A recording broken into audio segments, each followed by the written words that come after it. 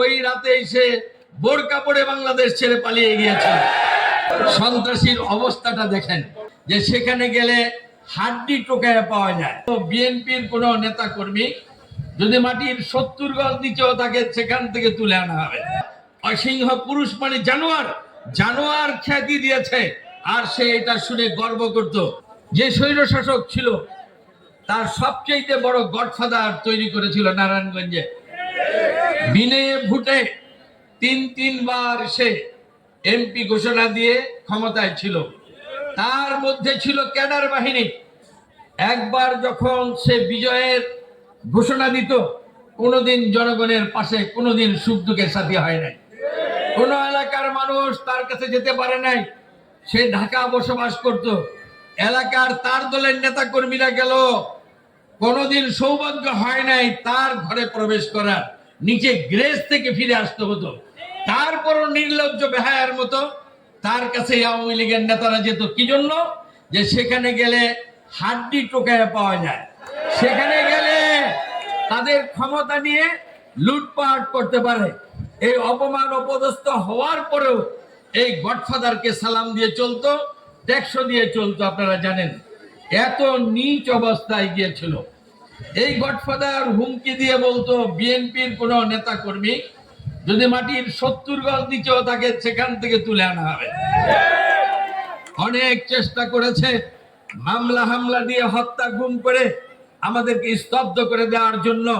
স্বৈর শাসকের বিরুদ্ধে যাতে আমরা আন্দোলন সংগ্রাম করতে না পারি, সেজন্য মিথ্যা মামলা দিয়ে আমাদেরকে বাড়িঘর ছাড়া করেছে। সেই দিন আমরা তার রক্ত চক্ষুকে ভয় করি নাই। সেই দিন তার হুমকি ধমকিকে আমরা ভয় করি নাই।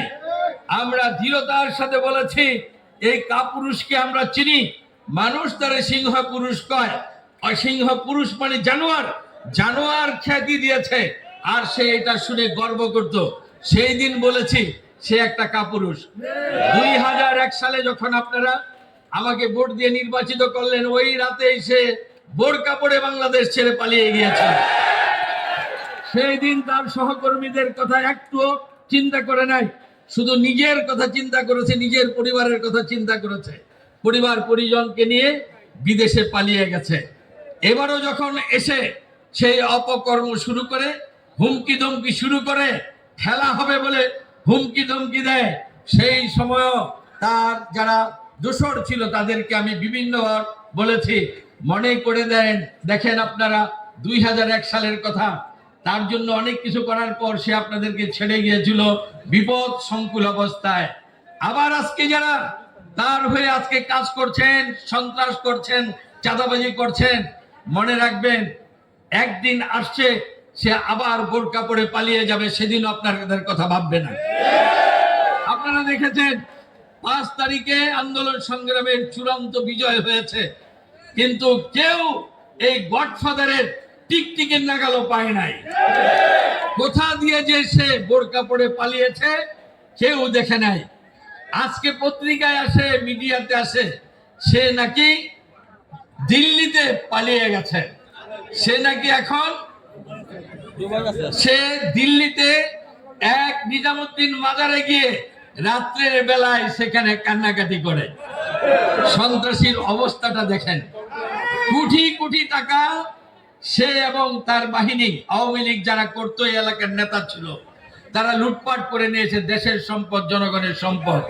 দেখেন আল্লাহর মার কি, আর কি ভয়াবহ অবস্থা। আজকে দেশের মানুষের আন্দোলনের কাছে তারা পরাভূত হয়ে পালিয়ে গেছে। কোথায় সেই দাম্ভিকতা, কোথায় সেই অর্থ সম্পদ? আজকে তারা দেশ ছাড়া। আগামী দিন কি হবে জানি না। এই যে শেখ হাসিনা এত বড় স্বৈরাচার ছিল, এই স্বৈরাচার শুধু সে হয় নাই, তাকে বিভিন্ন শ্রেণীর মানুষ স্বৈরাচার করেছে। তাদের নিজেদের স্বার্থের কারণে যা সে করতো সেটাই বাহবা দিত। সেই কারণে সে এত বড় স্বৈরাচার হয়ে আজকে দেশ ছাড়া হয়েছে। আওয়ামী লীগকে এতিম করে দিয়ে গেছে, আওয়ামী লীগকে ধ্বংস করে দিয়ে গেছে। আওয়ামী লীগের রাজনীতি যারা করত তাদেরকে ধ্বংস করে দিয়ে গেছে। আজকে আমরা যারা তাদের নির্যাতনের শিকার হয়েছিলাম, আজকে তো আমরা মুক্ত হয়ে আজকে আপনাদের সামনে এসে আবার আপনাদের সেবা করার জন্য, দেশের সেবা করার জন্য রাজনীতিতে আছি। কিন্তু তারা কোথায়? তারা আজকে কোথায়? তারা আজকে পালিয়ে আছে, নাহলে পালিয়ে গেছে। এই অবস্থা কেন হয়েছে?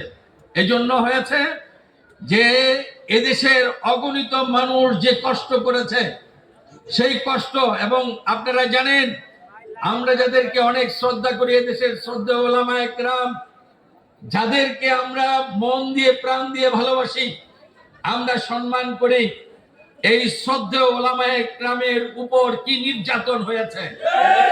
পৃথিবীর ইতিহাসে এই নির্যাতন কোথাও ওলামায়ে কেরামের হয় নাই। আমাদের বিশিষ্ট ওলামায়ে কেরামকে অন্যায়ভাবে জেলে নিয়ে রেখেছে, তারা নিদারুণ কষ্টের মধ্যে ছিল, রিমান্ডে নিয়ে তাদের উপর প্রহার করা হয়েছে। যে ওলামায়ে কেরামদেরকে আমরা শ্রদ্ধা করি, সেই ওলামায়ে কেরামদেরকে পুলিশ দিয়ে নির্যাতন করা হয়েছে। সেই ওলামায়ে কেরাম জেলখানায় বসে আল্লাহর কাছে ফরিয়াদ করেছে। আমাদের মা বোনেরা যারা স্বামী হারিয়েছে, যারা তার সন্তানকে হারিয়েছে, যারা তার ভাইকে হারিয়েছে, এবং যাদের বিরুদ্ধে মিথ্যা মামলা হওয়ার পর পরিবার পরিজন ত্যাগ করে পলাতক জীবন যাপন করেছে, তারা রাতের আধারে নামাজ পড়ে রোজা রেখে আল্লাহর কাছে ফরিয়াদ জানিয়েছে এই স্বৈরাচারের পতনের জন্য।